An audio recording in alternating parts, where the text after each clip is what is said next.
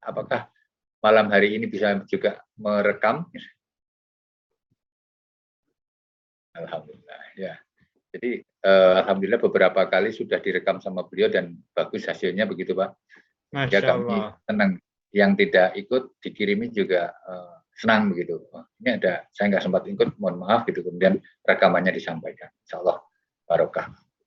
Baik Pak Ustadz, mungkin Pak Ustadz bisa memulai membuka dulu, kemudian nanti dilanjutkan dengan acara kita. Silakan Pak Ustadz. Baik, atunun Pak Haji Agus Heri, yang mudah-mudahan sehat walafiat, selalu istiqomah. Amin. Untuk leading kita untuk terus istiqomah dalam kajian ini. Mudah-mudahan dapat bimbingan Allah SWT dan dijaga oleh Allah SWT. Amin. Alhamdulillah. Alhamdulillahilladzi an'amana bi ni'matil iman walhamdulillahilladzi bi ni'mati tatimmus sholihat walhamdulillahilladzi arsala rasulahu bil huda wa dinil haqq liyudhhiru 'alad dini kullihi wa kafa billahi syahida. Allahumma shalli wa sallim wa barik ala rasulihil mustafa alladzi ata bi kitabil huda hudal linnasi wa bayyinatin minal huda wal furqan. Ma'asyiral muslimin, para jamaah muskaf dan jamaah yang lainnya yang dalam jaringan online, mudah-mudahan Allah Subhanahu wa taala berikan kesehatan, rasa nyaman, rasa aman, tentram, hidup dalam kecukupan, dan tentu ibadah-ibadahnya juga senantiasa bersemangat dan rutin, sehingga Allah Subhanahu wa taala terus membukakan pintu-pintu kebaikan untuk kita semuanya. Pada malam ini kita akan mengkaji masuk kepada bab adab bin naum, atau kalau bahasa letterleknya adalah bab tentang etika tidur. Memang ada tidur itu etikanya, ada. Nah, dengan etika-etika tidur yang diajarkan oleh Nabi Shallallahu Alaihi Wasallam, insya Allah kita akan mendapatkan tidur yang nyaman dan penuh berkah. Karena Rasul Shallallahu Alaihi Wasallam sendiri adalah orang yang sedikit tidur tapi berkualitas. Gitu. Aktivitasnya juga cukup padat, tetapi juga tidak mengganggu kesehatannya. Maka badan beliau itu luar biasa kuat dan sehatnya. Apa kira-kira? Nah, di kitab inilah yang akan kita gali dan akan kita bedah. Nah, kitab Riyadhus Shalihin pada bab ke 127. Nanti dilanjut ke 128 tentunya. Sebetulnya 127 saja ini. Oh ya, 128 juga. Dua. Nah, untuk lebih detailnya dipersilakan dulu untuk membacanya, yang bertugas dipersilakan. Terus nanti jika ayatnya terlalu pendek, digenapkan 3 ayat, nah jadi tidak terlalu pendek banget. Misalkan ayat berapa nanti ditambahkan. Barangkali itu Bapak Haji Agus Heri, dipersilahkan. Enggak. Baik, untuk ayat yang pertama yaitu surat Al-Baqarah ayat 255. Dijelaskan Bu Anis yang tadi sudah siap. Baik, Pak. A'udzu billahi minasyaitonir rajim. Allahu la ilaha illa huwal hayyul qayyum. La ta'khudhuhu sinatun wa la naum. Lahu ma fis samawati wa ma fil ardh. Man dzalladzi yashfa'u indahu illa bi'iznih. Ya'lamu ma baina aydihim wa ma khalfahum.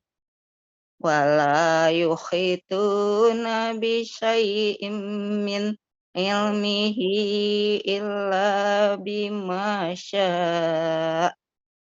Wasi'a kursiyyuhus samawati wal ardh wala yauduhu khifluhuma wa huwal aliyul azim. Allah, tidak ada Tuhan selain Dia yang maha hidup, yang terus-menerus mengurus makhluknya, tidak mengantuk dan tidak tidur. Miliknya apa yang ada di langit dan apa yang ada di bumi. Tidak ada yang dapat memberi syafaat di sisinya tanpa izinnya. Dia mengetahui apa yang di hadapan mereka dan apa yang di belakang mereka. Dan mereka tidak mengetahui sesuatu apapun tentang ilmunya, melainkan apa yang Dia kehendaki. Kursinya meliputi langit dan bumi, dan tidak merasa berat memelihara keduanya. Dan Dia maha tinggi, maha besar. Ya. Dilanjutkan dengan Ar-Rum ayat 23, Pak Irwan Fikri, silakan. A'udzu billahi minasy syaithanir rajim. Bismillahirrahmanirrahim. Wa min ayatihi manamukum bil-laili wan-nahari wa wabtihakum min fadlihi inna fi zalika ayatin lihwamini yasma'un. Dan di antara tanda-tanda kebesarannya ialah tidurmu pada waktu malam dan siang hari, dan usahamu mencari sebagian dari karunia-Nya. Sungguh pada yang demikian itu benar-benar terdapat tanda-tanda bagi kaum yang mendengarkannya. Assalamualaikum warahmatullahi wabarakatuh. Waalaikumsalam warahmatullahi wabarakatuh. Selanjutnya ayat ya. Nih suratnya saya baca aja ya. A'udzu billahi minasyaitonir rajim. Kanu qalilam minal laili ma yasja'un. Mereka sedikit sekali tidur pada waktu malam. Selanjutnya surat Az-Zumar 42, silakan Pak Alini.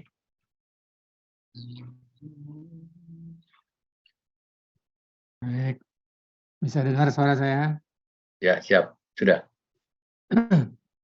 A'udzu billahi minasy syaithanir rajim. Bismillahirrahmanirrahim. Allahu yatawaffal anfusa hina mautiha wallati lam tamut fi manafiha wa yumsiku allati qada 'alaiha al-maut wa yursilul ukhra ila ajalin musamma. Inna fi dzalika laayatin liqaumin yatafakkarun. Allah memegang nyawa seseorang pada saat kematiannya dan nyawa seseorang yang belum mati ketika dia tidur.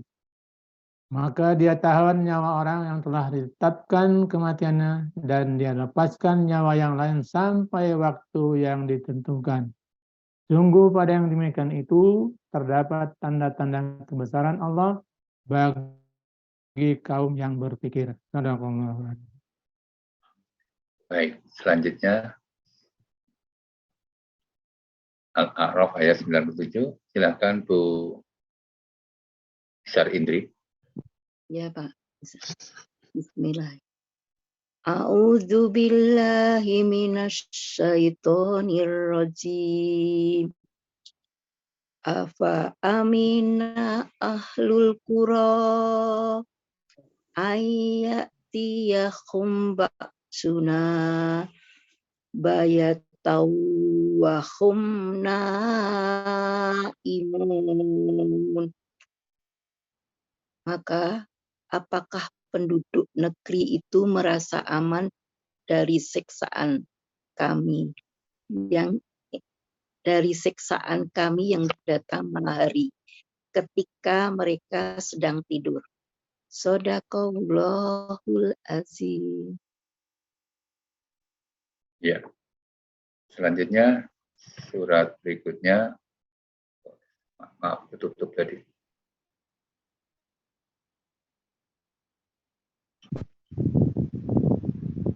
Ayat berikutnya ada Al-Furqan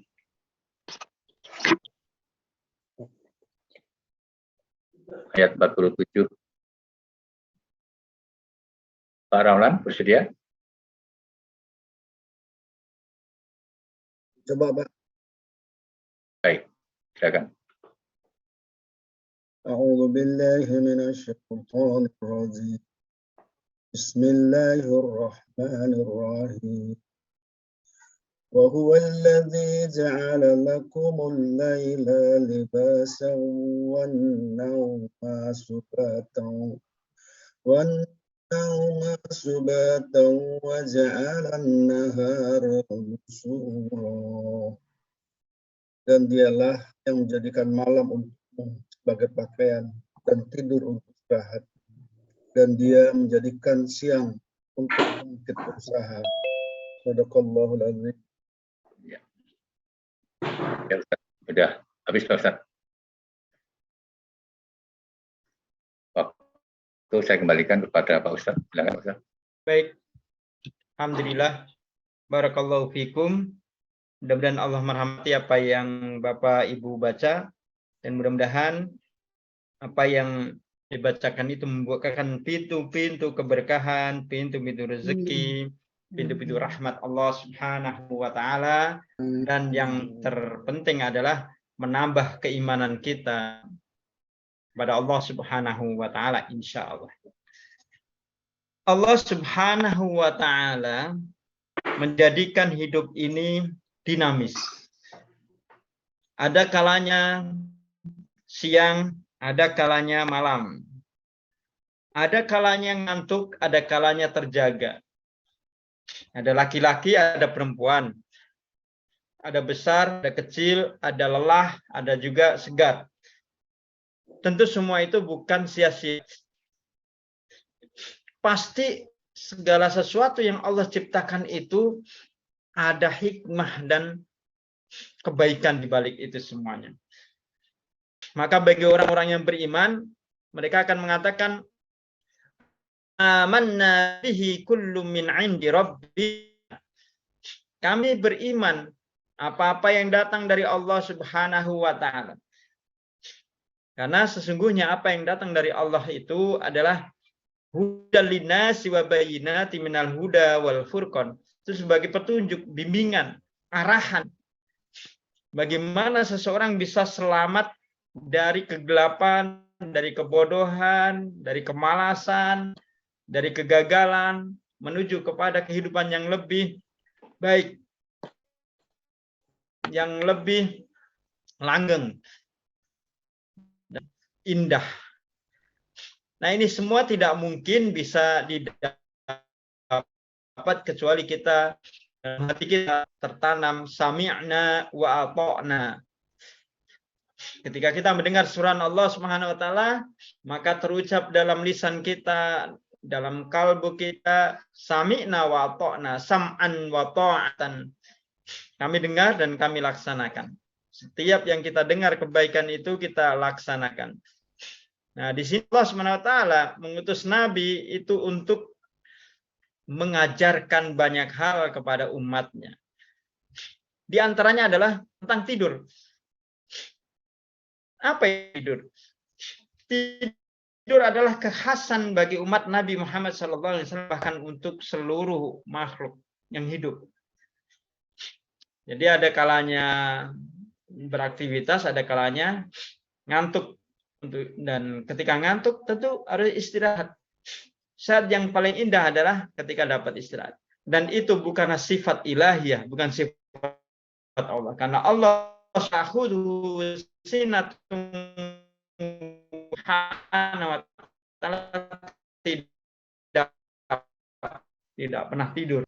Repot kalau Tuhan itu ngantuk, repot. Waktu ngantuk makhluknya berbuat maksiat nggak ada yang nyat. Waktu ngantuk tidur, makhluknya lagi perlu pertolongan menjerit, Tuhannya tidur, kan repot. Sistem alam semesta ini ada kerusakan, nggak bisa ngontrol. Makanya Allah Subhanahu Wa Taala itu la ta'khudhuhu sinatun wala naum, tidak pernah ngantuk, tidak pernah tidur. Dia Allah Subhanahu Wa Taala selalu dalam kesibukan. Dalam kesibukan mengurus hamba-hambanya.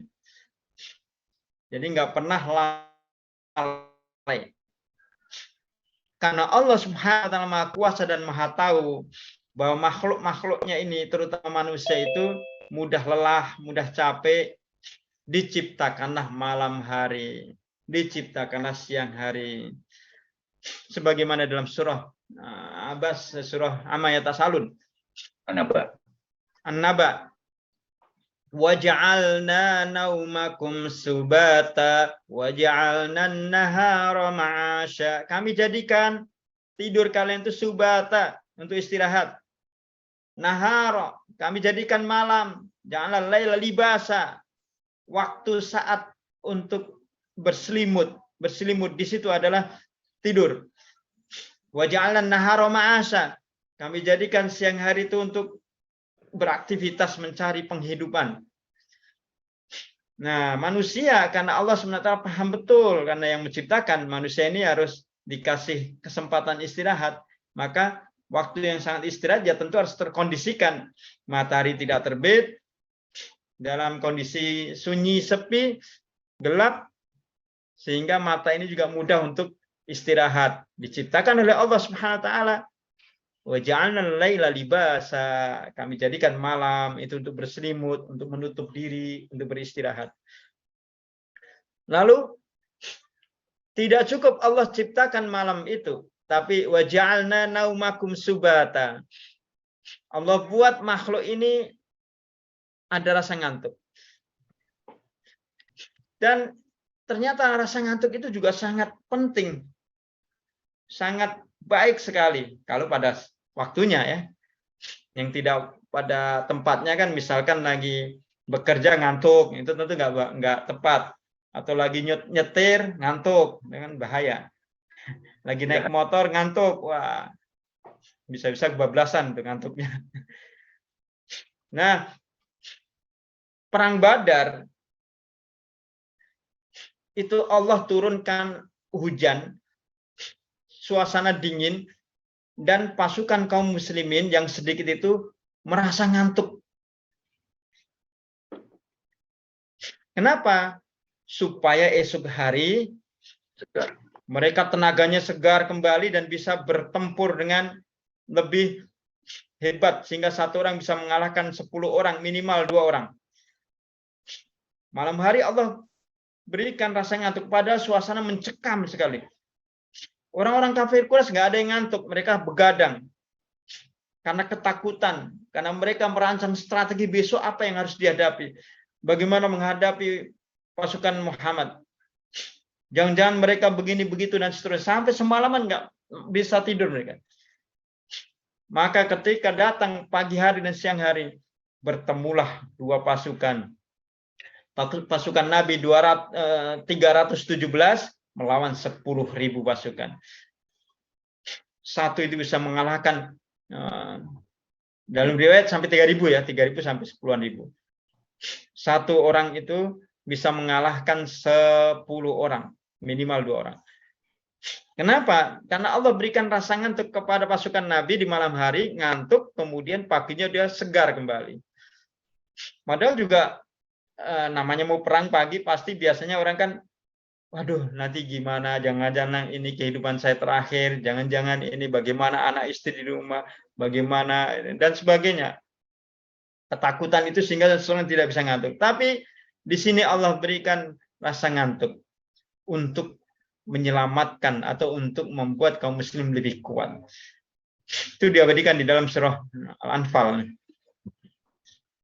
Nah, ternyata ngantuk ini banyak manfaatnya. Menyegarkan badan, menenangkan pikiran, dan tentu ini anugerah Allah Subhanahu wa Ta'ala. Maka lalu bagaimana supaya kita bisa tidur?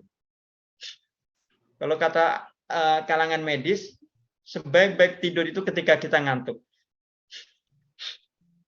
Jadi tidur itu yang paling baik adalah ketika kita ngantuk. Ketika kita tidak ngantuk, maka rasa atau tidur itu seperti tidak berkualitas. Maka Nabi SAW menganjurkan ketika tidur itu mengkondisikan suasana. Sebaiknya lampunya remang-remang atau mungkin digelapin supaya mata ini tidak tidak bekerja lebih maksimal. Nah, kan dengan gelap kan otomatis mata akan mudah untuk tidur, tidak silau. Bukan hanya itu, cara tidur Nabi juga beliau lebih banyak tidur itu miring. Sebagaimana pada hadis yang ke-815, 815. Idza ataita maja'aka fatawadda wudu'aka lis-shalah. Rasul SAW menasihati Al-Bara bin Azib, kalau kamu mau tidur, wudu dulu. Wudu seperti engkau mau wudu untuk sholat. Sumattoji ala shikkikal aiman, lalu kamu tidur miring di atas kaki kanan atau betis kanan. Jadi tidurnya bertumpu ke kanan. Nah, ternyata cara tidur ini banyak memberikan kesehatan tubuh. Urat-urat itu akan lebih mudah darah juga mengalir dengan baik, kemudian istirahatnya juga lebih nyaman, lebih nikmat gitu. Nah, bahkan pada hadis Aisyah radhiyallahu anha, beliau meriwayatkan kana Nabi sholli minal laili 11 rakaah fa idza tala al-fajr shalla raka'atain khafifatayn summa taja'ala syakil ayman hatta yajil muadzin fa yu'adzina. Kalau Rasul itu bangun malam, bukan hanya bangun malam, ya memang Rasul selalu bangun malam. Kemudian sholat tahajud.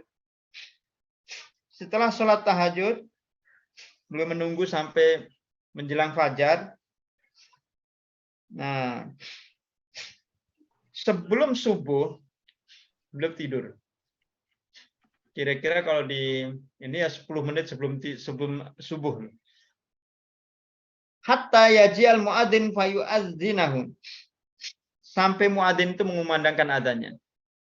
Jadi menjelang subuh kira-kira 10 menit atau 20-an menit Nabi tidur dulu. Terus datang muadzin azan, beliau baru bangun. Itu manfaatnya besar sekali. Kalau kita bisa praktekkan itu setelah sholat subuh kita segar, nggak ngantuk. Hanya tantangannya memang kalau kita tidur sebelum subuh, itu biasanya karena nikmat sekali bablas. Tahu-tahu sudah dekat hampir terbit matahari gitu. Karena nikmat sekali kalau apalagi kalau tidur tuh dengar azan subuh itu seperti saib-saib gimana gitu. Allah. Nah, tapi Nabi justru tidur sebelum subuh itu 10 menit. Coba Bapak, Ibu-ibu coba itu 10 menit sebelum subuh itu tidur gitu. Kira-kira azan subuhnya terbangun atau bablas. Kalau kita bisa bangun itu ternyata seger. Nikmat setelah subuh itu kita bisa badan kita tuh seperti sudah tidur berjam-jam gitu. Padahal hanya sebentar, hanya 10 menit gitu. Nah, itu diantaranya supaya kita lebih segar. Belum lagi nanti siang, sebelum duhur juga sama.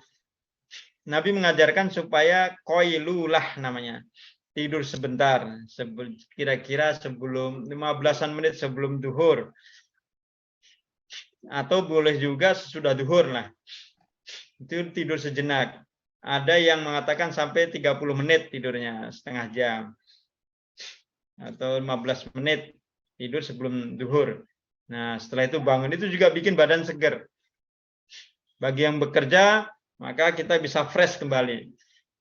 Atau bagi kalangan orang-orang yang di kerja kantoran, ya tidurnya jangan sebelum duhur, karena waktu kerja kan masih aktif. Nanti ketika jam istirahat, setelah sholat langsung tidur 10 atau 15 menit. Terus bangun sebentar, itu insya Allah fresh. Asal jangan kebablasan gitu.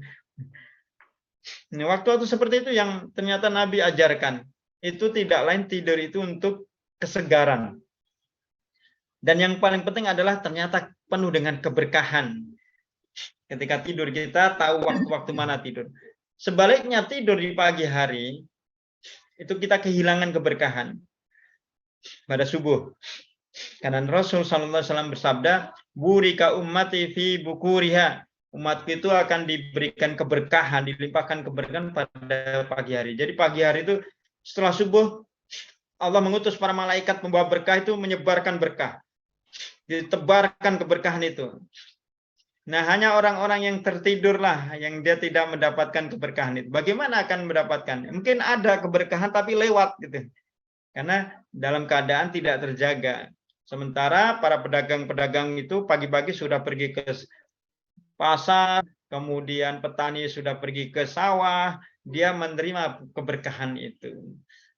Para pegawai sudah bekerja di pagi hari, pelajar sudah berangkat pagi hari. Nah, mereka mendapatkan keberkahan itu. Atau di rumah kita baca-baca buku, atau bekerja, atau bersih-bersih, mendapatkan keberkahan. Jadi intinya ada saat-saat di mana ternyata tidur itu tidak membawa keberkahan dan tidur membawa keberkahan. Juga sore hari sebelum maghrib itu juga tidur yang tidak membawa keberkahan. Bukti tidak membawa keberkahan bagaimana? Coba misalkan maghrib 5:30, jam 5:15 tidur. Nanti pas bangun itu dijamin bingung. Ini malam sebelum subuh atau ba'da subuh? Ini sebelum isya atau tengah malam? Bingung. Jadi seperti orang linglung gitu kalau tidur sesudah antara jelang maghrib itu. Maka Nabi SAW melarang betul antara maghrib sampai isya itu untuk tidur. Karena akan membuat seseorang juga bingung. Jadi Nabi betul-betul antipati tidak tidur pada maghrib sampai isya. Bagaimana kalau hanya tidur-tiduran layah-layah? Itu bukan tidur, itu kan istirahat. Kalau istirahat kan beda. Yang dilarang adalah tidurnya sampai terpejam mata, itu yang terlarang. Bahkan kata Nabi SAW, sebaik tidur itu sesudah sholat isya itu bersegera untuk tidur. Itu sangat baik. Karena semakin cepat tidur, semakin bangunnya juga akan lebih segar gitu. Nanti kalau kurang, tambahi sebelum subuh 10 menitan. Seperti itu. Kalau nanti kurang lagi, sebelum duhur, tambahkan lagi. Nah itu tidur-tidur yang menikmat dan membawa keberkahan. Sedikit tapi berkualitas. Dibandingkan tidur panjang, misalkan pada subuh sampai duhur tidur. Tapi dikit-dikit bangun. Kenapa? Dengar motor lewat, dengar mobil lewat, ada pedagang lewat, ada tamu, ada yang ngetok pintu, ada yang ini, bangun lagi tidur. Lama, tetapi tidak berkualitas gitu. Nah itu bukan tidur yang menyenyak dan berkah. Gitu. Juga Nabi SAW mengajarkan kepada kita satu doa. Allahumma aslamtu nafsi ilaik. Jadi ketika Nabi SAW tidak tidur, ila firasina ma'ala syakil aiman, tidur di atas kaki kanan. Kemudian beliau berdoa, Allahumma aslamtu nafsi ilaik. Ya Allah, aku berserah diri atau menyerahkan jiwaku kepadamu. Wajjahtu wajhi ilaik, aku serahkan wajahku kepadamu. Wa fawatu amri ilaik, aku serahkan urusanku kepadamu. Wal jatu dhahri ilaik, aku bersandar, aku sandarkan punggungku kepadamu ya Allah. Ragbatan wa rahbatan ilaik, semua itu adalah pengharapan hamba hanya kepadamu. La malja wala manja minka ila ilaik, tidak ada jalan keselamatan ataupun jalan keluar ataupun jalan manja, jalan keselamatan kecuali darimu. Amantu bi kitabik, aku beriman kepada kitabmu, alladzi anzalta wa nabiyyika alladzi arsalta, yang telah engkau turunkan kepada Nabi sallallahu alaihi wasallam, dan aku beriman kepada nabimu yang telah engkau utus. Ini diantara lafaz-lafaz doa sebelum tidur. Kalau memang susah betul, cukup bismillah juga bisa, bismillah. Atau bismillah, gimana? Jadi lupa. Ahya wa amut, aku hidup, aku mati. Ya. Kemudian juga ketika beliau dalam tidur juga, sebelum tidur juga berdoa, Allahumma bismika amutu wa ahya. Ya Allah, hamba tidur ini atau hamba mati dengan namamu dan hamba hidup pun dengan namamu. Berharap dibangunkan oleh Allah Subhanahu wa taala. Dan ketika beliau bangun tidur, apa yang dibaca? Alhamdulillahilladzi ahyana ba'da ma amatana wa ilaihin nusyur.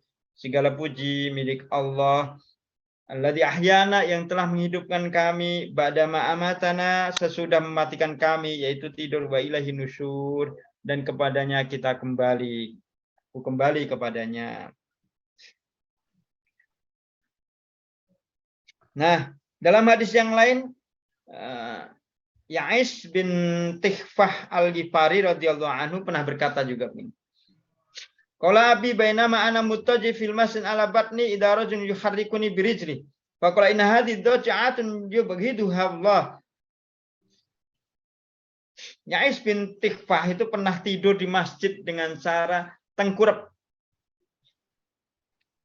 Tengkurap itu dada dan perut itu berada di bawah. Tidur tengkurap. Kan enak banget tuh kalau capek-capek tuh tidur tengkurap tuh enak. Lalu ada seorang yang membangunkannya. Bangunkannya bukan pakai tangan, pakai kaki.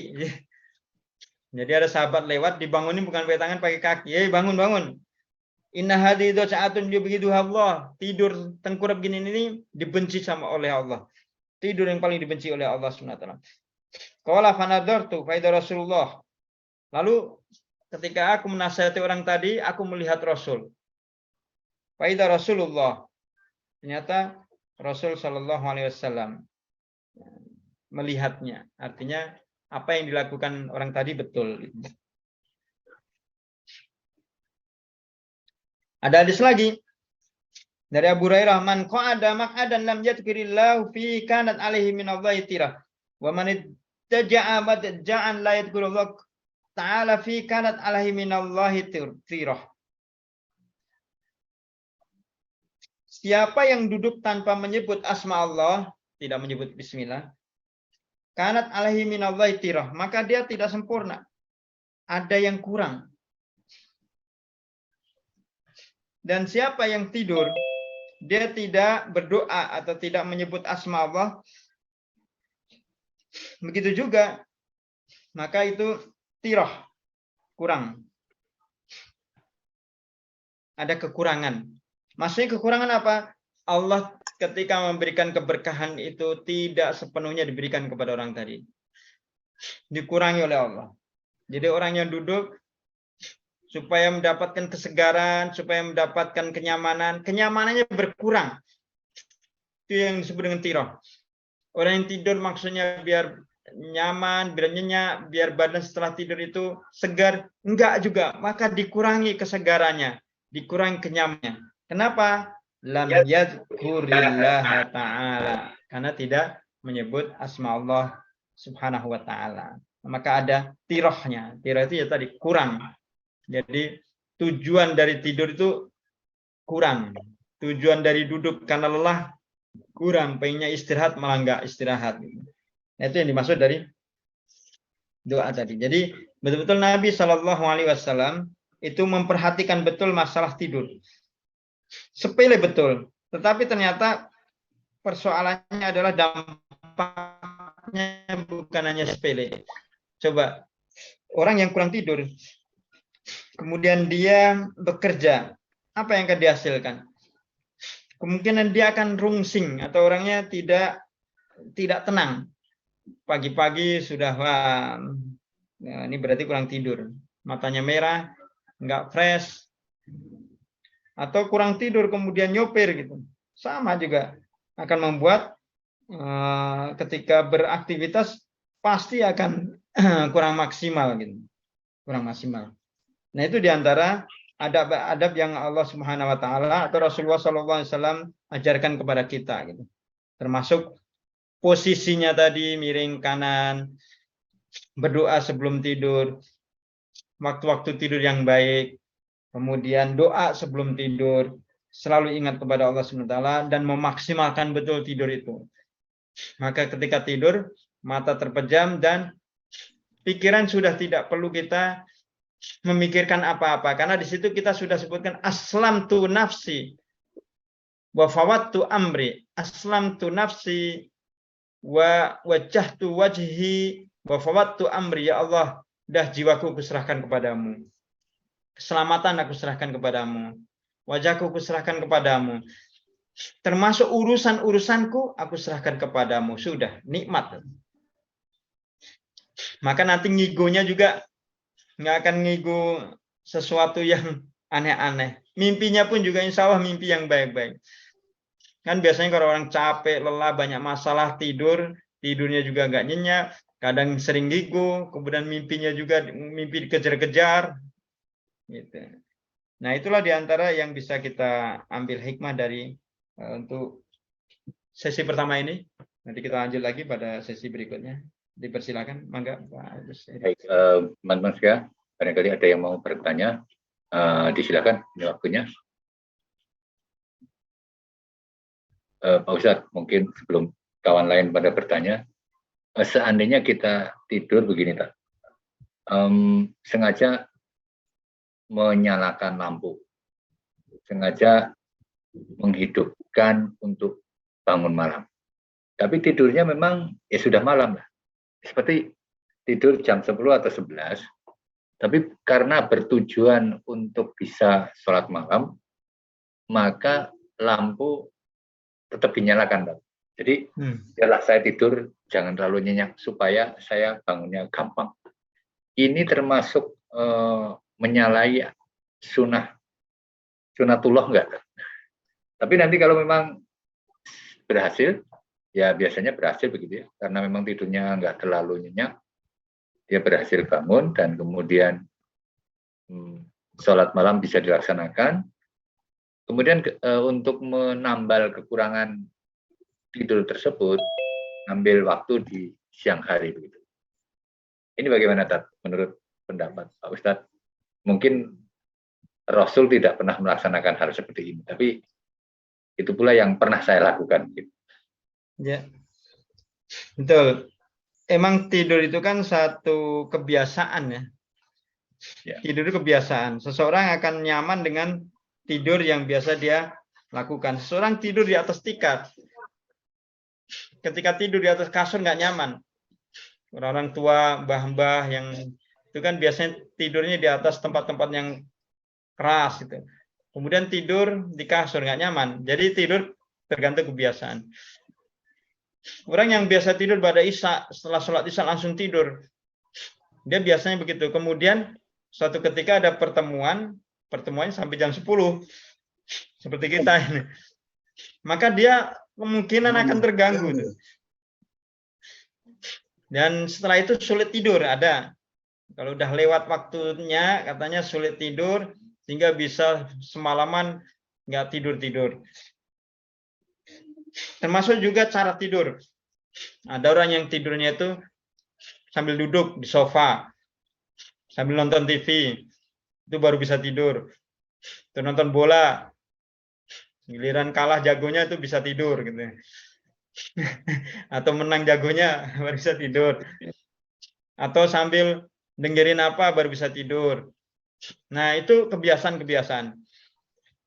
Tetapi Nabi memberi contoh kebiasaan yang baik, yaitu tidur dimatikan lampunya. Itu adalah salah satu sunnah Nabi. Tetapi sunnah yang di sini sifatnya adalah duniawi. Kalau udah urusan duniawi, Nabi bersabda, antum a'lamu bi umuri dunyakum. Kalian lebih paham untuk urusan dunia kalian. Seperti ketika Nabi lewat, ada orang yang menyemai kurma. Kemudian tegur Nabi, enggak begitu nyemai kurma itu. Terus bagaimana ya Nabi? Seperti ini, seperti ini, seperti ini. Kada, kada. Diikutilah apa yang kata Nabi itu. Ternyata setelah beberapa bulan berikutnya, hasilnya kok nggak bagus. Bagusan waktu sebelumnya. Protes kepada Nabi. Ya Nabi, kok hasilnya nggak bagus? Nabi bersabda, antum a'lamu bi umuri dunyakum. Kalau gitu kalian lebih tahu dunia kalian. Maksudnya, untuk di tempat kalian mungkin berbeda dengan di tempat kami. Jadi kalian lebih paham. Nah, termasuk juga tidur. Masalah lampu. Ada yang di remang-remang, ada yang terang. Mungkin karena orangnya agak jireh kalau bahasa Jawa itu, bahasa Indonesia itu apa ya? Trauma malam. Jadi kalau gelap itu justru nggak bisa tidur. Selalu kebayang-bayang hal-hal yang kalau malam mungkin wah kayaknya ada ya takut lah gitu. Takut gelap. Ada yang gerak dikit, wah ada warna apa, sehingga dia harus itu terang. Nah, kondisi-kondisi seperti ini itu sebenarnya tidak masalah, karena memang ada kaitan-kaitan lain yang membuat seseorang itu justru tidak bisa tidur. Dan ini biasanya anak-anak kecil. Anak-anak kecil itu sulit kalau tidur gelap-gelap. Justru nangis. Anak-anak kecil kalau tidur gelap nangis. Nggak bisa diam. Nah, ini masuk kategori antum a'lamu bi umuri dunyakum. Kan lebih paham tentang dunia kalian. Tapi kalau masalah posisi tidur, itu tentu itu yang terbaik. Karena memang itu sudah bukan hanya kebiasaan, karena kaitannya dengan cara. Kalau udah cara itu kan ya itu yang terbaik gitu. Tapi kalau suasana, situasi itu kan bukan cara. Seperti itu. Nah, contoh lagi, tidur sebelum subuh itu bagus. Itu bagus, tetapi untuk orang-orang tertentu justru akan banyak mudarat mungkin. Sebelum subuh 10 menit udah wudhu sebenarnya, nunggu subuh tidur di ruang tamu, udah bakal bablas tuh. Kalau orang yang nggak biasa, tahu-tahu sudah salam, orang mau ke masjid sudah pulang semuanya. Jadi ada kalau sudah kaitannya dengan cara, mungkin cara itu yang terbaik dari Rasul SAW. Tetapi kalau sudah kaitannya dengan menyangkut urusan-urusan duniawi, menyangkut waktu-waktu yang memang kondisional, itu tentu kembali kepada masing-masing kita, karena Nabi bersabda antum a'lamu bi umuri dunyakum, karena lebih paham dengan dunia kalian. Gitu, wallahu a'lam bishawab. Baik teman-teman sekalian, barangkali ada yang mau bertanya, silakan, waktunya untuk tanya jawab pada sesi pertanyaan. Sedikit. Silakan Pak Ali nih. Assalamualaikum Ustaz. Waalaikumsalam warahmatullahi wabarakatuh. Nah, kangen sama Ustaz, lama ketemu nih. Alhamdulillah, Pak Ali ini ya, ini bisa Ustaz, bergabung kembali. Ya. Ada info nggak bahwa Rasulullah itu satu hari satu malam itu rata-rata tidurnya berapa jam gitu? Karena kita dapat ilmu dari para ahli kesehatan dan kedokteran, rata-rata tidur yang bagus itu 8 jam sehari. Saya hitung-hitung itu kebanyakan itu 8 jam kalau mengikuti cara Rasulullah untuk ya beribadah, sholat malam, baca Quran, itu kebanyakan tidur. Jangan-jangan ada bablasnya yang jam-jam dilarang tadi kita tertidur gitu. Jadi apakah ada kira-kira penelitian yang tidur Rasulullah itu tidak mengganggu kesehatan? Ternyata ada orang-orang alim ulama itu, saya yakin tidurnya sedikit mereka itu. Banyak malam berzikir, berdoa, beribadah gitu ya. Jadi yang 8 jam itu saya kira tidak terlalu perlu kita ikutin terlalu mitos lah, apa itu kok lama banget 8 jam satu hari. Demikian Ustaz, terima kasih. Baik. Memang tidak ada satu riwayat pun yang menyebutkan Nabi tidur sekian waktu tidak. Tetapi kalau ditelusuri dari beberapa sirah nabawiyah, kehidupan Nabi Shallallahu Alaihi Wasallam, beliau itu kalau tidak ada urusan penting, setelah sholat isya beliau langsung tidur. Jadi kalau tidak ada urusan penting, tidak ada majelis bersama para sahabatnya, tidak ada hal yang memang urgen, beliau langsung tidur. Dan sepertiga malam beliau selalu bangun. Sepertiga malam itu ya, kalau di kita jam berapa ya? Jam 3 ya? Sepertiga akhir. Nah itu bangun beliau. Bangun, lalu sholat malam, kemudian setelah sholat 11 rakaat, kemudian yang beliau lakukan adalah membangunkan Aisyah, membangunkan istri-istrinya. Setelah membangunkan istri-istrinya untuk melaksanakan sholat juga, baru kemudian beliau tidur sejenak, kira-kira 10 menit lah. Dengan bacaan Al-Quran kira-kira 50-an ayat, ya kira-kira 10 menit. Setelah dengar adzan, beliau langsung bersiap dan melaksanakan sholat tahiyatul sholat qabliyah. Nah, setelah itu, setelah subuh baru beliau beraktivitas. Nah, nanti jelang duhur, beliau tidur lagi sejenak lagi, antara 15-an menit, yang disebut dengan qailulah. Bahkan terkadang beliau juga tidur pada duhur, tetapi jarang sekali. Nah, ini kalau kita hitung, kira-kira pada isya itu kita anggap jam 8 lah ya. Itu 9, 10, 11, 12, 1, 2, 3. 9, 10, 11, 12, 1, 2, 3. Kira-kira ya 6 jam setengahan lah belum tidur seperti itu. Kalau ditambah qailulah tadi ya, dan ditambah sebelum subuh, anggap total 7 jam. Tapi berbeda di bulan Ramadan. Bulan Ramadan itu beliau ihya'ul lail. Beliau tidurnya sebentar, kemudian beliau melaksanakan sholat itu panjang sekali. Sholatnya saja bisa lebih dari waktu tidur normalnya, ya mungkin 6 jaman gitu. Baru kemudian beliau lanjut sahur. Nah, tidurnya kapan? Tidurnya juga qailulah tadi. Itu berarti sedikit sekali tidur beliau. Tapi tetap segar gitu. Jadi sebenarnya masalah tidur, kalau kita merujuk kepada Rasul memang tidak ada standar jamnya, tetapi kebutuhannya.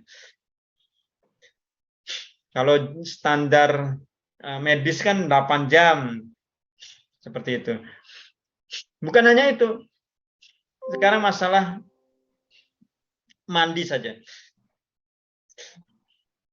Kalau secara umum di budaya kita, mandi kan sehari 2 kali ya.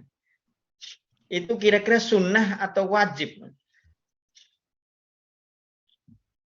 Mandi sehari 2 kali. Itu tergantung situasi kondisi mungkin. Tergantung situasi kondisi. Nah, di Arab itu lebih berdebu. Di kita juga, bukan hanya kita, sekarang juga orang di mana-mana hidup di dalam rumah yang ber-AC pun tetap mandi 2 kali kan. Rasanya nggak enak kalau nggak mandi. Belum mandi nih, belum mandi, rasanya badan tuh. Padahal dalam hadis Nabi SAW mandi itu satu yang diharuskan mandi junub. Yang kedua mandi setelah ngurusin jenazah. Yang ketiga adalah mandi Jumat. Mandi Jumat. Nah, itu mandi-mandi yang disyariatkan. Mandi junub, mandi sesudah ngurusin jenazah, dan mandi Jumat. Berarti dalam sepekan itu para sahabat itu Tidak seperti kita yang mandi sehari 2 kali. Mandi itu kebutuhan, jadi bukan aktivitas rutinitas. Nah kan, tapi lagi-lagi itu kan masalah urusan duniawi. Untuk urusan duniawi kita bebaslah menyesuaikan dengan kebutuhan kita, dengan memang kebiasaan seperti itu. Toh nambah bersih, yang penting airnya cukup lah gitu. Tapi kalau mengikuti Nabi memang mandi ya seperti itu. Makan kita 3 kali. Kalau nggak 3 kali itu rasanya belum sempurna gitu. Sepertinya ada yang kurang gitu. Lupa belum makan malam. Waduh, makan malam belum, mungkin tidur nggak bisa nyenyak bagi yang biasa makan malam. Nggak sarapan sudah bingung.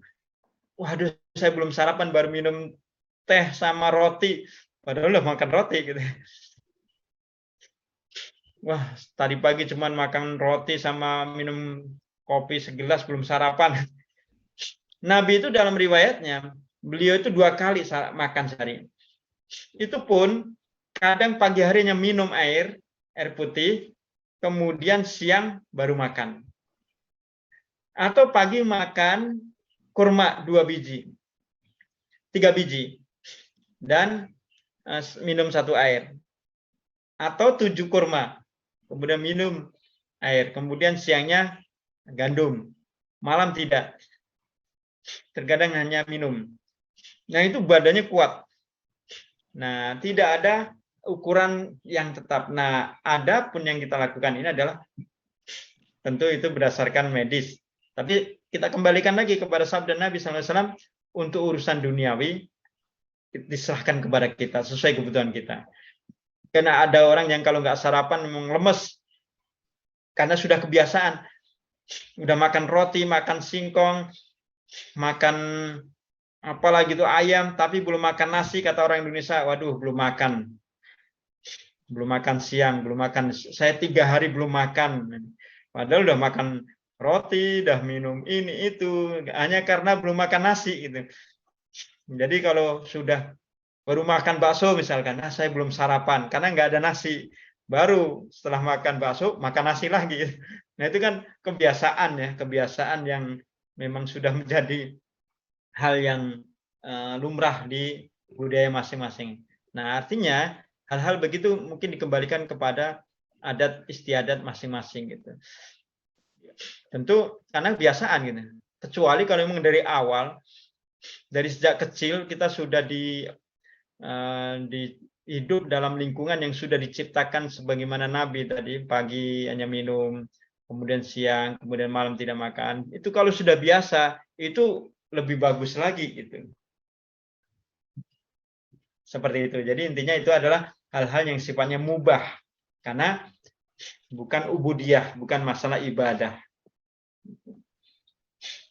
Wallahu a'lam. Baik teman-teman, barangkali ada yang mau bertanya, mau verifikasi dengan Pak Ustadz, boleh silakan. Jadi yang sunnah itu adalah posisi tidurnya ya Pak ya, yang dicontohkan Rasul ya. Betul, posisi tidur dan cara tidur ya, lebih kepada cara tidur. Doanya, posisi tidurnya seperti itu. Jadi bukan waktunya ya Pak. Bukan waktu dan tempat. Tempat kan tidur Nabi nggak pakai kasur sofa seperti kita. Kasurnya juga, coba sekarang kan umroh haji saja kasurnya empuk banget gitu. Di Mina juga ada kasur empuk, di Arafah juga. Nabi nggak pernah tidur yang empuk begitu kan. Nah itu kembali lagi itu adalah sifatnya duniawi. Adapun di atas kasur yang empuk ataupun di atas lantai, caranya, nah itu yang sunnah. Enggak apa. Assalamualaikum. Waalaikumsalam warahmatullahi wabarakatuh. Silakan Pak Karno. Ya. Mangga Pak Nan. Masalah tidur nih kelihatannya mudah tapi harus diperhatikan ya. Kalau kurang tidur orang bisa tidak sehat. Yang saya tanyakan ini Ustadz, kalau tidur di masjid itu bentuknya bagaimana yang boleh. Katanya waktu duduk itu kan nggak boleh, tertidur itu boleh. Waktu mamanya layah-layah itu tidak boleh kan, jadi karena tertidur pada saat layah-layah katanya itu harus wudhu. Bagaimana seharusnya harus tidurnya pada saat di masjid, menanti adzan. Jadi kalau kita di Mekah atau di Madinah kan kita di masjid lama, kadang-kadang kita tertidur, itu harus wudhu apa gimana? Terima kasih Ustaz. Assalamualaikum warahmatullahi wabarakatuh. Waalaikumsalam warahmatullahi wabarakatuh.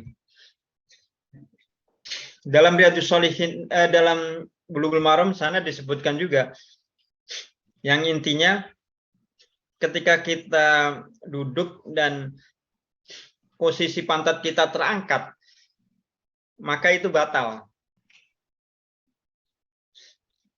Karena tertutupnya mata itu membuka, klep angin kentut. Tuh, dalam Bulughul Maram begitu. Ketika mata tertutup karena ngantuk, maka yang bawah itu terbuka. Oleh karena itu para ulama, ketika kita tidur kemudian posisinya masih menempel di lantai, maka itu tidak mengapa, boleh. Hanya kalau sudah terangkat, karena sabda Nabi ketika mata tertutup dan terbuka jalan anginnya, itu maka tidak boleh tidur seperti ini. Ketika bukan tidak boleh, ya harus wudhu ketika nunggu Jumat seperti ini.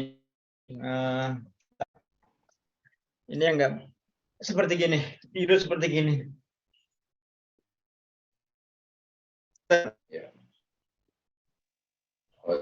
Apa namanya, dengan kaki diangkat tadi. Ya, kakinya jongkok. Gini terus di ini. Ya. Jadi yang kakinya harus. Jadi kakinya harus gimana? Nah, kalau silo boleh, silo. Ya. Silo. Kalau ini kan pasti terbuka kan? Ya. Ini pasti terbuka jalan anginnya. Nah, kalau sudah ngantuk ini, nah kata Nabi, tertutupnya mata membuka klep bawah. Otomatis, itu udah otomatis jalan angin yang tidak kita sadari. Maka untuk ini duduknya seperti ini aja, bersila. Bersila ya. Nah kalau bersila begini, insya Allah tidak masalah. Kan ini posisi pantatnya masih aman, nggak terangkat. Nah gini juga sama. Nah ini juga membuka. Iya. Makanya kalau begini baiknya nggak tidur. Tapi orang sana rata-rata begitu duduknya, Ustaz ya. Ya begini, betul. Tapi itu sebenarnya nggak apa ya? Itu membatalkan kalau ngantuk. Nah, kalau tidak ngantuk nggak masalah. Kalau nggak ngantuk ya boleh ya. Tapi kalau ngantuk jangan gitu ya. Karena hadisnya ketika mata tertutup maka bawah terbuka. Jadi memang kalau hanya sekedar duduk ini nggak masalah. Yang masalah ketika begini kemudian ngantuk gitu. Nah itu ngantuknya itu. Ya. Begitu. Ya Ustaz, makasih. Nanti di Bulughul Maram ada itu di tempat hal-hal yang membatalkan wudhu, ada. Bentar saya ambil bukunya.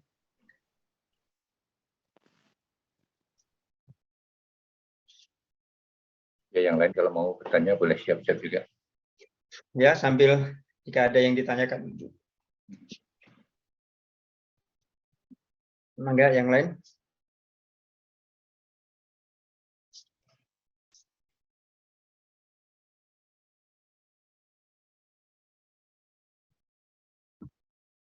Sedikit aja Ustaz. Mangga Pak Ali ini. Tadi kan kita dianjurkan kalau mau tidur itu wudhu dulu gitu ya. Ya. Nah, ini kita kalau tidur kan kalau masih berduaan sama istri kan senggol-senggolan tuh. Itu otomatis batal apa tidak, Dok? Kalau kita nyenggol istri itu? Ya. Kasih. ada dua pendapat. Kalau menurut Imam Syafi'i kan bersentuhan kulit itu batal. Tapi kalau menurut Imam Ahmad, selama tidak menimbulkan gairah, tidak batal. Nah, bagaimana ketika kita tidur dengan istri? Ya, mungkin nggak bisa dihindari gairah juga.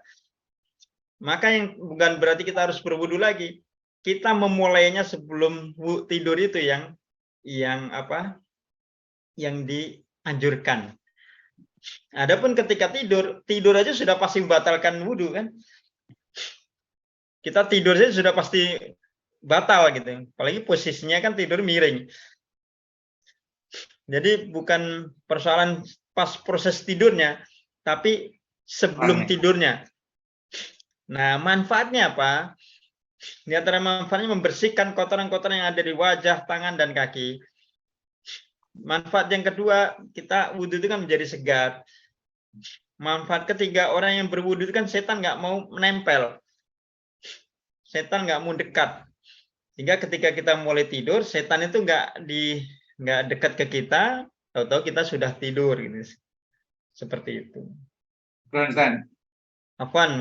Jadi nggak perlu nanti pas sini kemudian dengan istri nempel istri, wudhu lagi, tidur lagi, nggak sengaja lagi, wudhu lagi. Seperti itu. Kecuali kalau untuk sholat ya. Kalau untuk sholat memang harus. Ya, kalau gitu ya. Gimana Pak Ramlan? Tidurnya kalau gitu ya. Iya, Pak.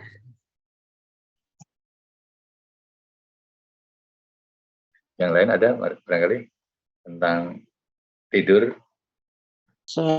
Saya dikit Pak. Oh iya Pak Abidarin, silakan. Enggak, Pak. Assalamualaikum. Waalaikumsalam warahmatullahi wabarakatuh. Ada dua hal yang saya ingin tanyakan. Pertama adalah masalah doa. Kalau kita lihat dan kita pelajari beberapa doa untuk tidur itu cukup banyak dan cukup berat. Yang paling umum adalah Allahumma bismika Allahumma ahya dan seterusnya.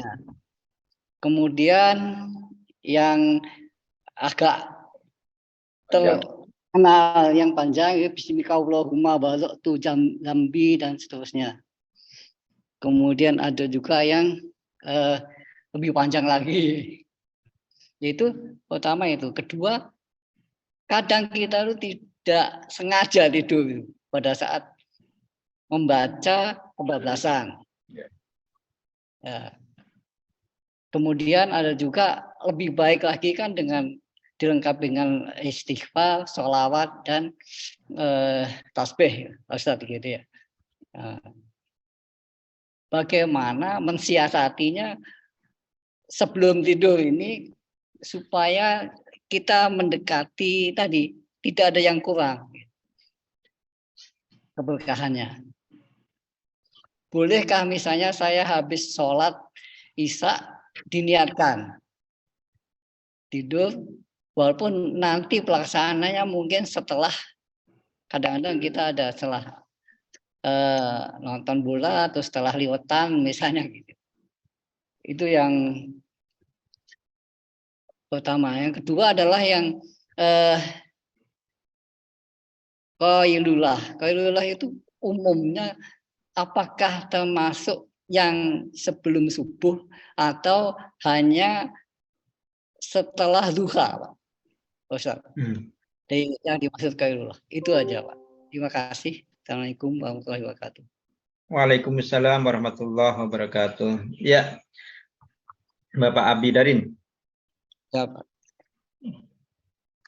Dalam hadis Nabi, Rasul bersabda diriwayatkan oleh Umar bin Khattab radhiyallahu anhu, "Innamal a'malu binniyati wa innamal likulli imri'in ma nawa." Sesungguhnya perbuatan itu tergantung niatnya. Dan seseorang akan mendapatkan apa yang dia niatkan gitu. Nah, para ulama berijma bahwa yang disyariatkan untuk berniat adalah ibadah. Maka ketika ibadah itu tidak diniati, maka itu tidak akan diterima. Misalkan sholat, kita tidak niat sholat, hanya ngikut saja, maka itu tidak sholat gitu. Jadi untuk ibadah mutlak menjadi syarat ataupun rukun yang harus dilakukan. Dan niat itu kan fil qalbi, niat itu dalam hati. Kemudian sebagian niat itu diucapkan, tapi hati tetap diucapkan itu hanya penguat. Tapi sebenarnya niat itu di hati. Nah, bagaimana dengan tidur yang dianggap bukan ibadah tapi lebih kepada urusan duniawi? Kepada hadis tadi, berarti berniat untuk suatu perbuatan yang bukan ibadah itu sifatnya mubah, boleh bahkan baik. Boleh bahkan baik. Nah, kalau begitu, meski kita tidak niat, niat beda dengan doa ya. Meski kita tidak niat, tetapi kita tidur, tetap itu tidak masalah. Gitu. Tidak berdosa dan tidurnya juga tidak batal, sehingga tidak perlu mengulang tidur. Gitu. Nah, kalau kita niatkan tidur, Isya, ya harus niatnya real, niat untuk tidur nanti, tapi sesudah nonton bola. Gitu. Terus kemudian saya niat nanti bangun, itu niat keinginan. Adapun membaca doanya, tetap harus sebelum memulai pekerjaan. Karena dalam hadis-hadis Nabi disebutkan di sini madja'an, siapa yang sudah mulai membaringkan badannya. Berarti ini sudah pada posisi mau tidur. Toja'an, siapa yang sudah mau tidur di tempat tidurnya. Layat kurullah, kemudian dia tidak menyebut asma Allah dengan berbagai doa. Yang paling mudah ya bismillah gitu. Kanat alaihi minallahi tirah, maka dia akan mendapatkan dari Allah sesuatu yang kurang sempurna. Jadi anugerah keberkahannya juga kurang, kenyamanannya juga kurang, kenikmatan tidurnya juga kurang. Jadi di sini doa itu harus melekat pada perbuatan langsung.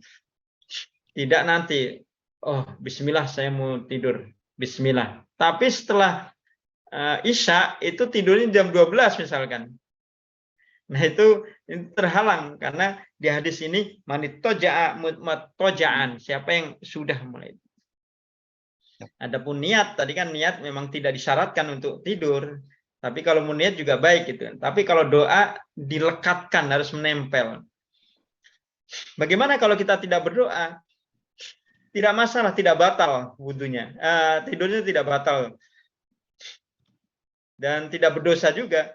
Hanya tidak mendapatkan keberkahan dari tidur itu. Ciri-ciri tidak mendapatkan keberkahan dari tidur itu, bangunnya juga susah, mimpinya juga nggak baik, kan? Terus tidurnya juga sudah sulit sekali, gitu. Itu barangkali Bapak Abi Darin. Jadi kesimpulannya doa itu harus melekat pada perbuatan secara langsung. Gitu. Wallahu a'lam. Yang lain barangkali masih ada.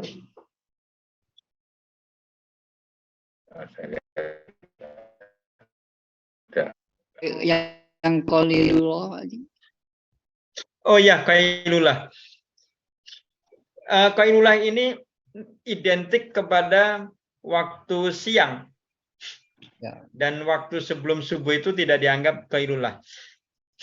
Yang disunahkan sunnah muakkad, sunnah yang sangat dianjurkan sebelum zuhur itu. Adapun sebelum subuh itu sunnah tetapi lebih kepada khususiyatun Nabi. Karena untuk orang biasa sulit untuk mempraktekkan. Kalau bisa itu bagus. Makanya tidak dipopulerkan tentang tidur Nabi sebelum subuh itu. Nanti orang pada ngambil alasan, kan saya melakukan sunnah Nabi. Adapun kebablasan subuh itu kan satu hal yang dimaafkan kan itu. Nanti banyak beralasan. Sementara waktu subuh mepet. Begitu. Jadi qailullah itu adalah waktu sesudah duha itu saja. Seperti itu, wallahu a'lam bishawab. Assalamualaikum Ustaz. Silakan Pak Joko. Ya. Joko. Kalau gini misalnya kita mau tidur sudah wudhu, tapi begitu wah parah sekali, sudah ngantuk sekali, kemudian batal. Itu apa tetap dapat berkahnya Ustaz? Tapi sudah diniat, awalnya sudah wudhu. Kita mau wudhu lagi berat itu. Sudah mau tidur? Iya, sudah sebelum sudah wudhu, tapi begitu di pembaringan batal lagi itu harus wudhu lagi. Apalagi sudah ngantuk berat ya, nggak masalah, nggak perlu wudhu lagi. Insya Allah tidurnya Bapak nggak batal. Nggak berberkahnya itu. Ya, yang dilakukan Nabi, yang dilakukan sebelum tidur beliau berwudu, kemudian beliau ke tempat tidur. Tentu ketika ke tempat tidur, Nabi juga kalau sudah tidur itu kan batal berarti juga Nabi bersampingan dengan istri Nabi juga batal juga gitu. Artinya bukan proses kemudian batalnya, tapi mengawali dengan wudhu, kemudian pas kita sudah mulai ngantuk batal itu tidak masalah. Baik. Nanti sudah niat tidur, wudhu kan batal gitu, wudhu lagi, akhirnya nggak ngantuk lagi. Pas mau ngantuk batal lagi, tidak. Jadi cukup sekali saja sebelum beranjak ke tempat tidur itu. Iya. Kurang Ustaz. Afwan wa iyyakum wallahu a'lam bishawab. Astagfirullah. Selain mau tidur, mau baca Quran atau mau sholat, ya, itu berwudu, ada sunnah lain Pak atau enggak yang untuk tentang wudu ini? Gimana Pak? Wudu. Ya, artinya sebelum tidur. Yang kedua baca Quran. Ya. Yang ketiga, ketika ngurus jenazah, tapi bukan memandikan jenazah, mengantarkan jenazah sampai ke makam. Itu disunahkan kita berwudu. Walaupun hanya melihat saja, nggak pegang mayatnya. Ya, tapi kita ikut ya, posisinya kita ikut, mengiringi. Tapi kalau hanya lewat kita di depan rumah, kemudian ada mayat di bawah, itu enggak, bukan itu. Tapi kita ikut mengiringi, ikut mengantarkan sampai ke kuburannya. Kalau mengiringi kan kadang-kadang sulit itu, pasti ke kuburan aja misalnya gitu. Itu juga termasuk harus sunnah gitu. Jadi mengiringi kan kalau bareng berangkatnya itu bareng. Ini mungkin wah ini telat nih. Tapi kita dengar bahwa ingin sebenarnya melihat atau mengantar ke kuburan, tapi tidak berhasil, sudah di kuburan gitu. Kita datang begitu. Itu juga harus wudu atau gimana? Atau disunahkan wudu atau tidak? Nah, tidak. Jadi yang disunahkan mengangkat atau mengiring. Mengangkatnya dalam arti kan nggak mungkin semua orang mengangkat, jadi mengiringi bersama. Ya. Nah itu disunahkan berwudu. Meski tidak berwudu tidak apa-apa, tapi sunnahnya begitu. Tapi kalau kita ikut mandikan, ngafani, maka kita disunahkan untuk, bahkan sunnah muakkadah kita mandi. Nah banyak yang ikut mandikan, ikut ngafani, setelah itu hanya wudhu kemudian sholat. Harusnya dia mandi juga, jadi bukan hanya jenazahnya yang mandi. Bukan kita hanya memandikan jenazah saja, tapi kita juga harus mandi gitu. Biar adil gitu, jenazahnya mandi kita juga mandi, sama-sama bersih. Setelah setelah memandikan itu. Setelah memandikan. Kalau jadi sebelum memandikannya itu wudu, tapi kalau setelah memandikan kita mandi gitu ya. Ya, betul. Jadi selain membaca Quran, kemudian mau tidur, itu tadi kita sesudah mengantarkan jenazah disunahkan. Ada nggak riwayat yang sebelum tidur atau ketika kita berwudu untuk menjelang tidur itu bersiwak dulu gitu? Ada nggak? Karena dalam wudu itu sudah otomatis membersihkan mulut yang disebut dengan matmadhah dan juga hidung istinsyak. Jadi itu sudah masuk kategori itu. Kecuali dalam sholat, selain bermatmadhah dan istinsyak, maka disunahkan bersiwak. Jadi siwak itu adalah sunnah sebelum sholat. Adapun yang lain itu tidak seperti sholat. Cukup dengan berwudu dan madmadah istinsyak, berkumur-kumur, kemudian membersihkan hidung. Nah, dalam hidung, bukan hidungnya, dalam hidung. Nah, kadang-kadang orang salah paham, hanya hidungnya saja begini. Padahal ini sudah kesiram. Hidungnya dipegang gini. Padahal nggak ada syariat memegang hidung, tapi dalamnya. Menghirup air itu. Menghirupnya. Jadi bukan hanya hidung depannya gitu.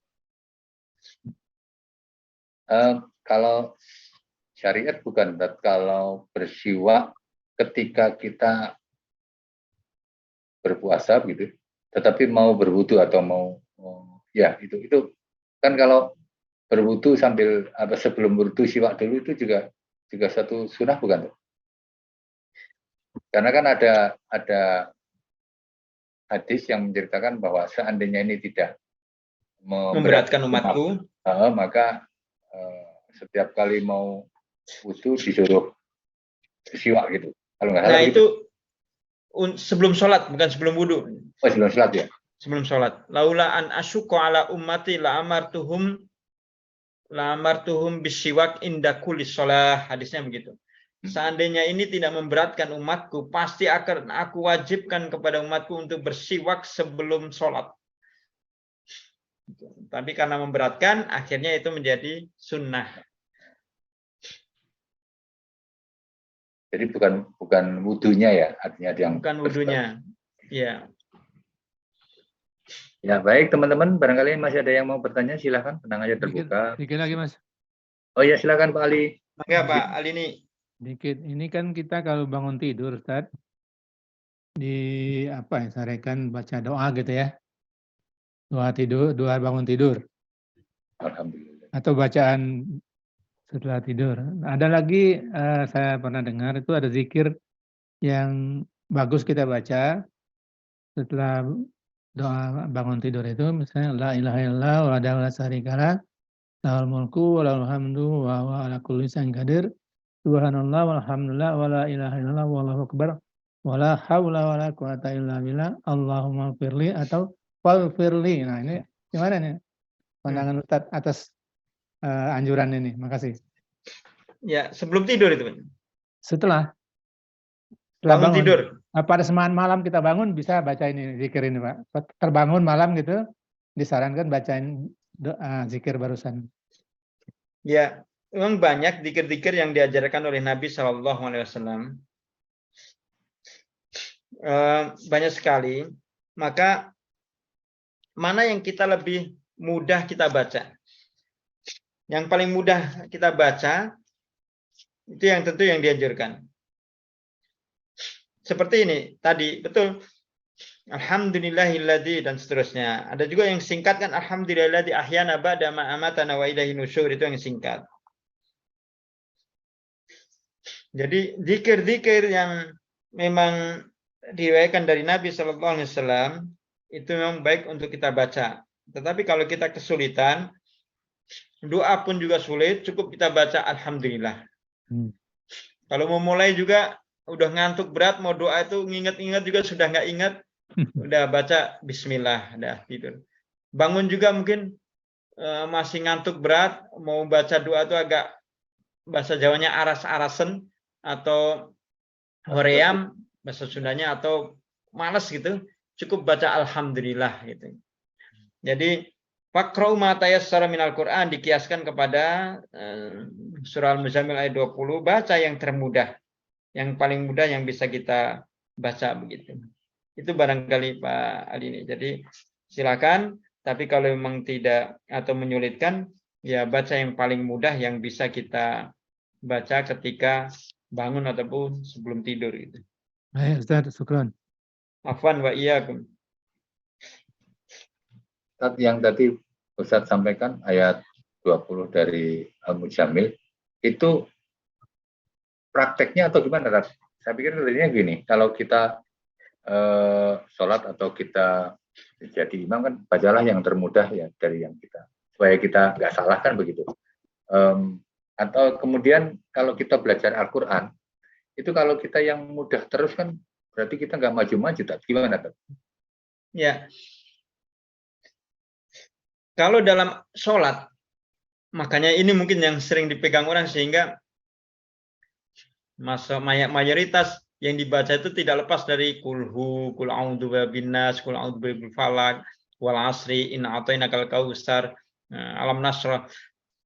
Jarang orang sholat membaca wan nazi'ati gharqa, wan nasitati nasta, apalagi membaca Al-Quran, membaca bacaan qaf wal Qur'anil Majid dalam sholat zuhur, apalagi sholat sendiri, jarang. Mungkin yakin dengan hadis Nabi, dengan ayat tadi, faqra'u ma tayassara minal Qur'an. Nah, konteksnya ayat ini, seseorang ketika sholat, yang paling utamanya adalah kehusyuan. Sehingga bacaan-bacaan itu jangan sampai menyulitkan sehingga mengganggu kehusyuan. Gitu. Mengejar bacaan yang sulit sehingga fokusnya ke situ, kemudian kehusyuannya terabaikan, kan berarti mendahulukan sesuatu yang tidak prioritas. Maka Nabi mendapatkan ayat itu, faqra'u ma tayassara minal Qur'an. Sehingga suatu ketika ada seorang sahabat Nabi Shallallahu Alaihi Wasallam dalam peperangan, beliau selalu mengimami makmumnya itu pasukan dengan membaca Qul huwallah terus. Bukan berarti beliau tidak hafal dengan ayat-ayat yang lain, seorang sahabat. Beliau banyak hafal juga. Namun beliau membaca itu terus. Sehingga salah satu makmum melapor kepada Nabi, ya Nabi, saya kok sholat sama beliau ini bacaannya kulhu terus. Nabi hanya tersenyum, mana orangnya. Dipanggillah orang tadi, si fulan tadi. Kenapa kamu baca itu terus? Ya Nabi, uhibbuha hubban jamma. Aku sangat mencintai surah ini ya Nabi. Karena di dalamnya mengandung ketauhidan. Nabi senyum saja. Nah, ini menunjukkan dalam sholat itu jangan sampai kita kehilangan ruh dari sholat itu untuk mempertahankan sesuatu yang kita kesulitan. Seperti itu. Kecuali bagi orang-orang yang memang berniat murojaah hafalannya, dan itu pun baiknya pada sholat-sholat sunnah yang dilakukan sendiri. Misalkan ingin membaca 1 juz dan perlu mengingat yang ini, jangan sampai itu dibaca sementara dia niatnya murojaah panjang, kadang-kadang salah, diulang lagi. Udah 1 juz harusnya 1 jam setengah 45 menit selesai, ini hampir 2 jam.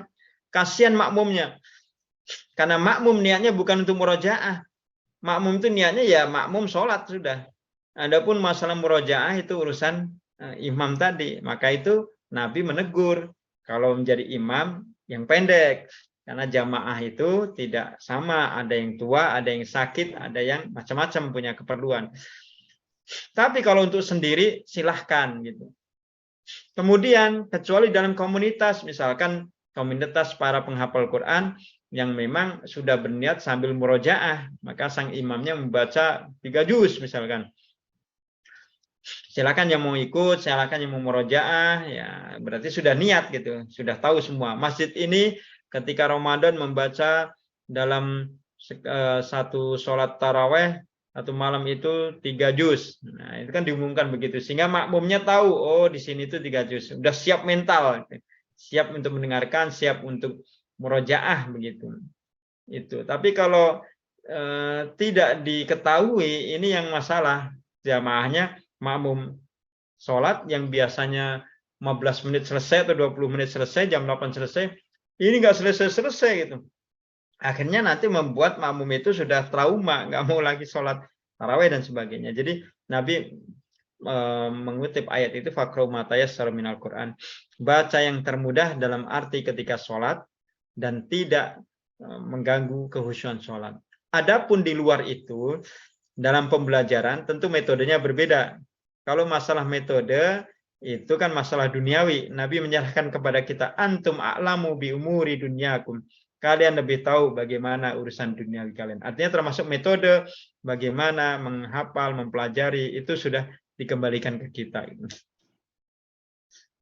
apakah ketika imam membaca sholat dengan berganti-ganti ayat atau surat, itu yang tujuannya adalah bagian dari dakwah, memberitahukan sholat kepada jamaah bahwa sholat ini, bahwa ayatul Quran itu banyak, bukan hanya yang pendek-pendek gitu, artinya yang menengah, yang agak panjang juga diselingi begitu. Itu bagaimana, Pak?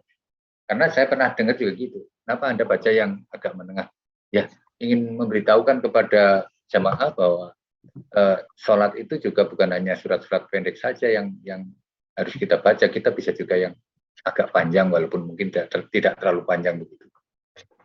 Ya, nggak masalah nih. Nggak masalah. Tetapi ada sunnah-sunnah. Nabi itu kalau maghrib, beliau membacanya pendek. Qul ya ayyuhal kafirun dan Qul huwallah. Itu yang sering dibaca, sunnahnya itu. Adapun membaca Sabbihis boleh gitu. Baca Al-Baqarah juga boleh, hanya sunnahnya pendek. Tapi kalau subuh disunahkan panjang. Minimal standarnya dengan Sabbihis marabbikal a'la. Maka ada dalam sebuah hadis, janganlah waktu subuh itu membaca yang pendek, rugi karena kebaikannya banyak banget. Jadi sholat subuh hanya membaca Qul huwallahu ahad itu rugi gitu. Karena waktu yang sangat diberkahi kemudian hanya sebentar gitu. Nah, jadi ada saat-saat di mana kita diteladankan oleh Nabi bacaan pendeknya, kalaupun tidak kulhu dan Qul ya ayyuhal kafirun dan kulhu, kita bisa membaca ayat yang lain yang pendek-pendek intinya. Atau penggalan surah Al-Baqarah, Ali Imran, An-Nisa, Al-Maidah, Al-An'am dan seterusnya, tapi pendek-pendek. Tapi kalau untuk subuh itu panjang, panjang-panjang, hanya 2 rakaat dan juga akan menambah kehusuan kan gitu. Yang kedua, kan jarang orang kalau subuh itu buru-buru pengen tidur, justru jangan sampai tidur gitu. Kecuali yang memang sudah mau tugas dan sebagainya. Itu. Kalau Isya gimana, Tat? Isya kan juga waktunya panjang kalau kita berjamaah begitu, itu bagaimana, Tat? Sebaiknya pakai surat yang Isya itu standar saja. Nabi tidak terlalu panjang, tidak terlalu pendek. Sehingga bacaannya mungkin standar alam tara kaifa fa'ala rabbuka bi ashabil fil. Standar, sedang, nggak terlalu panjang, nggak terlalu pendek. Isya. Karena setelah Isya itu kan ada kegiatan yang penting, yaitu tidur. Begitu Pak. Ya, bernun.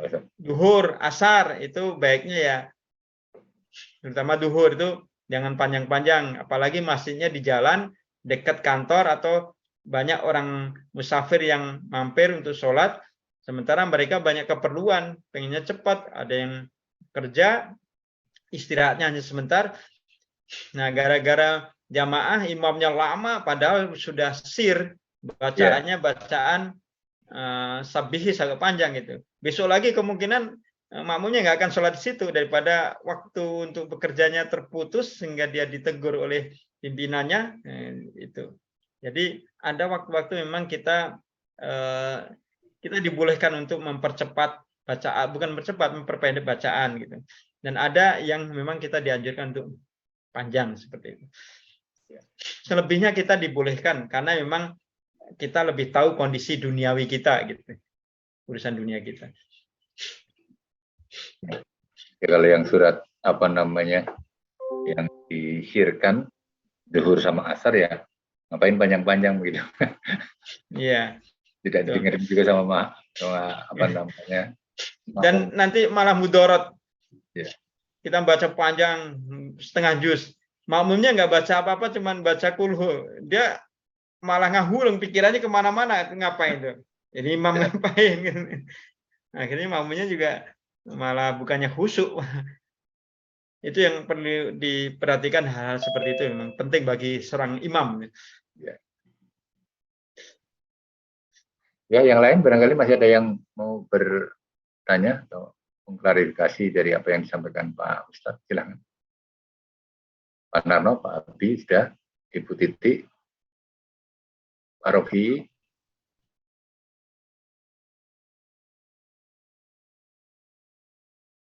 Cukup. Cukup ya? Baik. Kalau cukup, Ustadz ini jamnya sudah 1:53 ya, menjelang jam 22. Ada yang mau disampaikan lagi, Pak Ustadz? Baik, saya kira cukup dan mungkin kesimpulan saja. Baik. Bahwa apa yang diteladankan Nabi Shallallahu Alaihi Wasallam adalah baik untuk diikuti. Tetapi Nabi juga memberikan keleluasaan jika itu ada kaitannya dengan urusan duniawi. Kita bisa memilih sesuai dengan urusan kita yang mungkin berbeda dengan urusan Nabi. Karena pada waktu itu juga ada sahabat yang menyemai pohon kurma sebagaimana saran Nabi, ternyata hasilnya tidak baik. Kemudian Nabi menyuruh silahkan sesuai dengan urusan yang lebih paham. Tapi kalau untuk urusan akhirat, urusan ibadah, memang kita harus mengikuti Nabi, gitu. Tidak mengada-ngada, kecuali ada hal-hal yang memang diberi keleluasaan oleh Nabi Shallallahu Alaihi Wasallam. Nah, untuk itu, terutama masalah tidur, itu adalah bagian duniawi, urusan duniawi. Tetapi kalau kita mau mengambil keberkahannya, tentu Nabi juga memberikan solusinya, gitu. Di antaranya waktu tidur, kita perhatikan juga. Ada waktu-waktu yang diberkahi, ada waktu-waktu yang memang itu tidak baik, seperti jelang maghrib, kemudian pada maghrib, itu hal yang sangat dibenci oleh Nabi. Sangat dibenci. Tidur baik itu ya pada Isya, kemudian sebelum subuh sebentar, kemudian sebelum zuhur juga sebentar. Itu tidur-tidur yang baik yang membawa kenikmatan badan dan juga keberkahan. Nah, ini kalau kita barengi dengan niat ittiba Nabi, ya Allah, saya tidur ini bukan hanya kesegaran saja yang ingin saya cari, tetapi nyari mengikuti apa yang Nabi-Mu lakukan, gitu. Insya Allah akan mendapatkan kebaikan yang bertambah, gitu. Karena hal terkecil itu kalau kita perhatikan tentu akan menjadi kebiasaan, dan kebiasaan yang kecil itu justru yang akan menentukan kebiasaan besar, gitu. Dengan kebiasaan kecil kita jaga, kita rawat, kebiasaan besar itu akan mudah untuk diarahkan lebih baik. Mudah-mudahan apa yang kita kaji malam ini, terutama masalah tidur, juga menambah wawasan kita, menambah keimanan kita, dan tentu kita amalkan dan kita kerjakan sehingga kita bisa meraih keberkahan sebagaimana yang dijanjikan oleh Allah Subhanahu wa Ta'ala. Barangkali itu, Pak Haji, mudah-mudahan Allah Subhanahu wa Ta'ala senantiasa meridai kita. Jangan lupa kita berdoa. Allahumma rabbana atina min ladunka rahmatan wa hayyi lana min amrina rasada. Rabbana innana amanna faghfir lana dzunubana wa qina adzabannar. Allahumma inna nas'aluka hubbaka wa hubba man yuhibbuk wal 'amala alladhi yuballighuna hubbak. Allahumma ja'al hubbaka ahabbu ilaina min anfusina wa minal ma'il barid. Rabbana aizil Islam wal muslimin wa ansuril Islam wal muslimin. Allahumma inna nas'aluka al-'afwa wal 'afiyata fid dunya wal akhirah. Allahumma inna nas'aluka al-'afwa wal 'afiyata fid dinina wa dunyana. Allahumma alimal ghaibi wasyahadati fatiras samawati wal ardh rabb kulli syai'in malikah. Asyhadu an la ilaha illa anta a'udzubika min syarri nafsi wa min syarri syaitani wa syirkihi wa an aqtarif ala nafsi su'an aw ajura ila muslim. Bismillahirrahmanirrahim. La yadurru ma ismi syai'in fil ardi wa la fis sama'i wa huwas samiul alim. Raditu billahi robba bil islami dina wa Muhammadin sallallahu alaihi wasallam nabiyya. Ya hayyu ya qayyum bi rahmatika astaghis. Aslih li sya'ni kulli wa la takilni ila nafsi tarfat ain. Rabbana atina fid dunya hasanah wa fil akhirati hasanah wa qina adzabannar. Walhamdulillahi rabbil alamin. Wa'afan minkum. Assalamualaikum warahmatullahi wabarakatuh. Waalaikumsalam. Waalaikumsalam warahmatullahi wabarakatuh.